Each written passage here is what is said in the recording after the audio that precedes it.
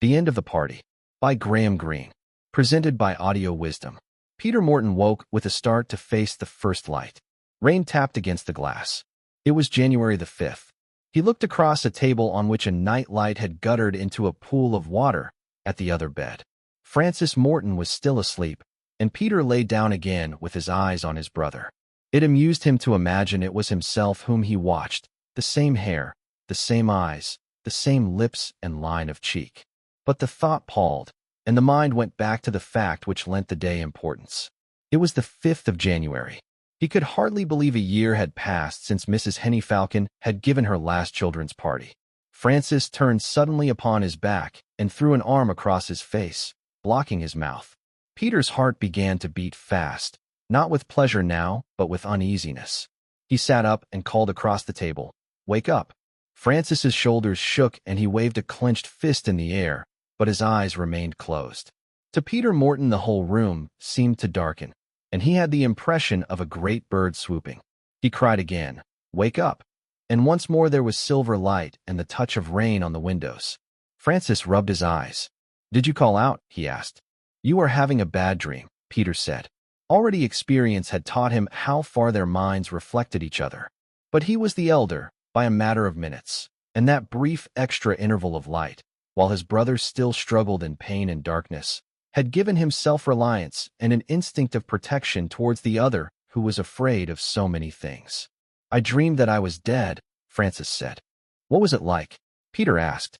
"I can't remember," Francis said. "You dreamed of a big bird." "Did I?" The two lay silent in bed facing each other, the same green eyes, the same nose tilting at the tip, the same firm lips, and the same premature modeling of the chin. The 5th of January, Peter thought again, his mind drifting idly from the image of cakes to the prizes which might be won. Egg and spoon races, spearing apples and basins of water, blind man's buff. "I don't want to go," Francis said suddenly. "I suppose Joyce will be there." Mabel Warren. Hateful to him, the thought of a party shared with those two. They were older than he. Joyce was 11 and Mabel Warren 13. The long pigtails swung superciliously to a masculine stride. Their sex humiliated him, as they watched him fumble with his egg from under lowered scornful lids. And last year he turned his face away from Peter, his cheeks scarlet. "What's the matter?" Peter asked. "Oh, nothing. I don't think I'm well. I've got a cold. I oughtn't to go to the party." Peter was puzzled. "But Francis, is it a bad cold?" "It will be a bad cold if I go to the party. Perhaps I shall die." "Then you mustn't go," Peter said, prepared to solve all difficulties with one plain sentence. And Francis let his nerves relax, ready to leave everything to Peter.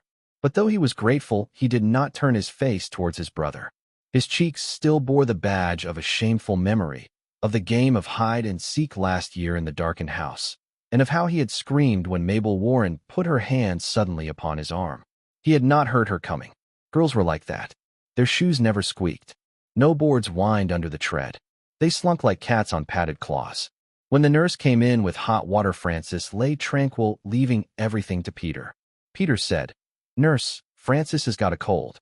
The tall, starched woman laid the towels across the cans and said, without turning, "The washing won't be back." "No, I'll get up," he said, and then with sudden desperation, "But I won't go to Mrs. Henny Falcon's party. I swear on the Bible I won't." Now surely all would be well, he thought. God would not allow him to break so solemn an oath. He would show him a way. There was all the morning before him and all the afternoon until 4 o'clock. No need to worry when the grass was still crisp with the early frost. Anything might happen. He might cut himself or break his leg or really catch a bad cold. God would manage somehow. He had such confidence in God that when at breakfast his mother said, "I hear you have a cold, Francis," he made light of it. "We should have heard more about it," his mother said with irony, "if there was not a party this evening." And Francis smiled, amazed and daunted by her ignorance of him. His happiness would have lasted longer if, out for a walk that morning, he had not met Joyce. He was alone with his nurse, for Peter had leave to finish a rabbit hutch in the woodshed. If Peter had been there, he would have cared less. The nurse was Peter's nurse also, but now it was as though she were employed only for his sake, because he could not be trusted to go for a walk alone. Joyce was only 2 years older, and she was by herself. She came striding towards them, pigtails flapping. She glanced scornfully at Francis and spoke with ostentation to the nurse. "Hello, nurse. Are you bringing Francis to the party this evening? Mabel and I are coming." And she was off again down the street in the direction of Mabel Warren's home, consciously alone and self-sufficient in the long empty road. "Such a nice girl," the nurse said. But Francis was silent, feeling again the jump of his heart, realizing how soon the hour of the party would arrive. God had done nothing for him, and the minutes flew. They flew too quickly to plan any evasion, or even to prepare his heart for the coming ordeal. Panic nearly overcame him when, all unready, he found himself standing on the doorstep, with coat collar turned up against a cold wind, and the nurse's electric torch making a short trail through the darkness. Behind him were the lights of the hall and the sound of a servant laying the table for dinner, which his mother and father would eat alone. He was nearly overcome by the desire to run back into the house and call out to his mother that he would not go to the party, that he dared not go. They could not make him go. He could almost hear himself saying those final words, breaking down forever the barrier of ignorance which saved his mind from his parents' knowledge. "I'm afraid of going. I won't go. I daren't go. They'll make me hide in the dark, and I'm afraid of the dark. I'll scream and scream and scream." He could see the expression of amazement on his mother's face, and then the cold confidence of a grown-up's retort. "Don't be silly. You must go. We've accepted Mrs. Henny Falcon's invitation." But they couldn't make him go, hesitating on the doorstep while the nurse's feet crunched across the frost-covered grass to the gate. He knew that.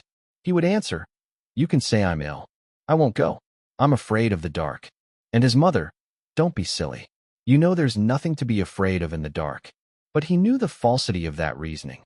He knew how they taught also that there was nothing to fear in death, and how fearfully they avoided the idea of it. But they couldn't make him go to the party. "I'll scream. I'll scream. Francis, come along." He heard the nurse's voice across the dimly phosphorescent lawn and saw the yellow circle of her torch wheel from tree to shrub. "I'm coming," he called with despair. He couldn't bring himself to lay bare his last secrets and end reserve between his mother and himself, for there was still in the last resort a further appeal possible to Mrs. Henny Falcon. He comforted himself with that, as he advanced steadily across the hall, very small, towards her enormous bulk. His heart beat unevenly, but he had control now over his voice, as he said with meticulous accent, "Good evening, Mrs. Henny Falcon. It was very good of you to ask me to your party." With his strained face lifted towards the curve of her breasts, and his polite set speech, he was like an old, withered man. As a twin, he was in many ways an only child.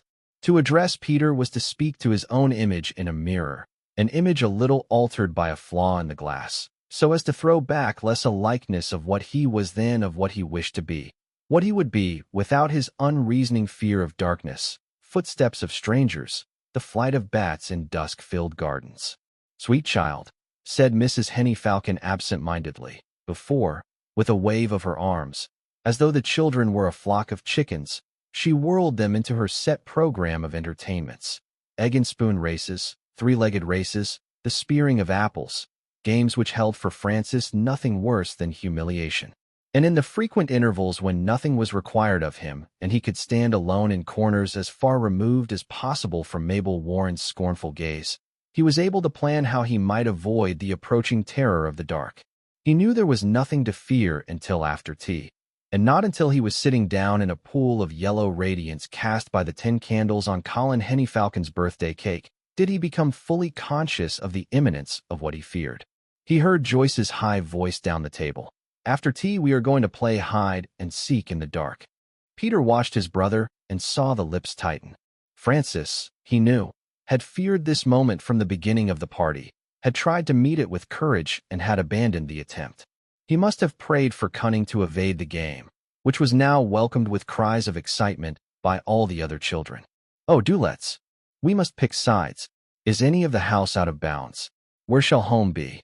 "I think," said Francis Morton, approaching Mrs. Henny Falcon, his eyes focused unwaveringly on her exuberant breasts, "it will be no use my playing.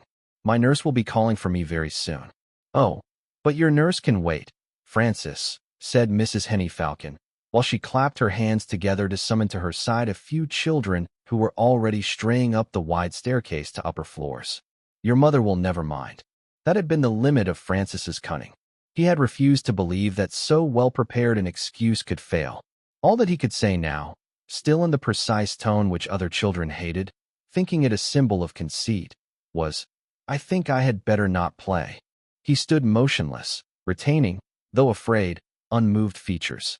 But the knowledge of his terror, or the reflection of the terror itself, reached his brother's brain. For the moment, Peter Morton could have cried aloud with the fear of bright lights going out, leaving him alone in an island of dark surrounded by the gentle lappings of strange footsteps. Then he remembered that the fear was not his own, but his brother's. He said impulsively to Mrs. Hennyfalcon, "Please, I don't think Francis should play. The dark makes him jump so." They were the wrong words. 6 children began to sing, "Cowardy, cowardy custard," turning torturing faces with the vacancy of wide sunflowers towards Francis Morton. Without looking at his brother, Francis said, "Of course I'll play. I'm not afraid. I only thought." But he was already forgotten by his human tormentors. The children scrambled round Mrs. Hennyfalcon, their shrill voices pecking at her with questions and suggestions. "Yes, anywhere in the house. We will turn out all the lights. Yes, you can hide in the cupboards. You must stay hidden as long as you can. There will be no home." Peter stood apart, ashamed of the clumsy manner in which he had tried to help his brother.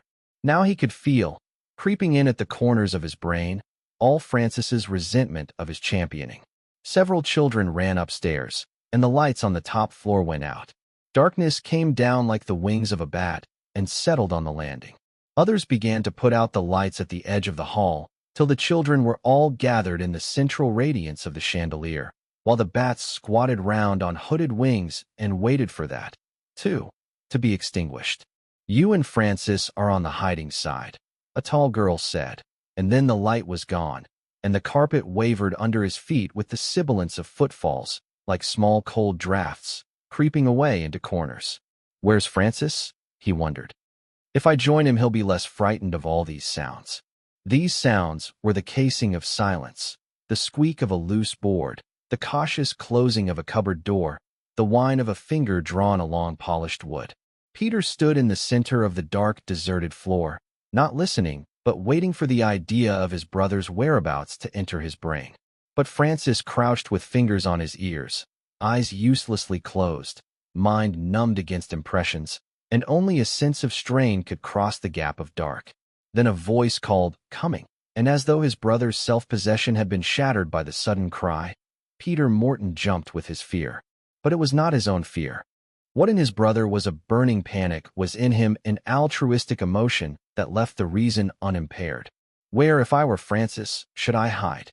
And because he was, if not Francis himself, at least a mirror to him, the answer was immediate. Between the oak bookcase on the left of the study door and the leather settee. Between the twins there could be no jargon of telepathy. They had been together in the womb, and they could not be parted. Peter Morton tiptoed towards Francis's hiding place. Occasionally a board rattled, and because he feared to be caught by one of the soft questers through the dark, he bent and untied his laces. A tag struck the floor, and the metallic sound set a host of cautious feet moving in his direction. But by that time he was in his stockings and would have laughed inwardly at the pursuit had not the noise of someone stumbling on his abandoned shoes made his heart trip. No more boards revealed Peter Morton's progress. On stockinged feet, he moved silently and unerringly towards his object. Instinct told him he was near the wall, and, extending a hand, he laid the fingers across his brother's face. Francis did not cry out, but the leap of his own heart revealed to Peter a proportion of Francis's terror. "It's all right," he whispered, feeling down the squatting figure until he captured a clenched hand. "It's only me. I'll stay with you." And grasping the other tightly, he listened to the cascade of whispers his utterance had caused to fall. A hand touched the bookcase close to Peter's head, and he was aware of how Francis's fear continued in spite of his presence. It was less intense, more bearable, he hoped, but it remained. He knew that it was his brother's fear and not his own that he experienced. The dark to him was only an absence of light, the groping hand that of a familiar child. Patiently, he waited to be found. He did not speak again, for between Francis and himself was the most intimate communion. By way of joined hands, thought could flow more swiftly than lips could shape themselves round words. He could experience the whole progress of his brother's emotion, from the leap of panic at the unexpected contact to the steady pulse of fear, which now went on and on with the regularity of a heartbeat. Peter Morton thought with intensity, "I am here. You needn't be afraid. The lights will go on again soon. That rustle, that movement is nothing to fear. Only Joyce, only Mabel Warren." He bombarded the drooping form with thoughts of safety, but he was conscious that the fear continued. "They are beginning to whisper together. They are tired of looking for us. The lights will go on soon. We shall have one. Don't be afraid. That was someone on the stairs. I believe it's Mrs. Henny Falcon. Listen, they are feeling for the lights." Feet moving on a carpet, hands brushing a wall, a curtain pulled apart, a clicking handle, the opening of a cupboard door. In the case above their heads, a loose book shifted under a touch. Only Joyce, only Mabel Warren, only Mrs. Henny Falcon. A crescendo of reassuring thought before the chandelier burst, like a fruit tree, into bloom. The voice of the children rose shrilly into the radiance. "Where's Peter? Have you looked upstairs? Where's Francis?" But they were silenced again by Mrs. Henny Falcon's scream. But she was not the first to notice Francis Morton's stillness, where he had collapsed against the wall at the touch of his brother's hand. Peter continued to hold the clenched fingers in an arid and puzzled grief. It was not merely that his brother was dead.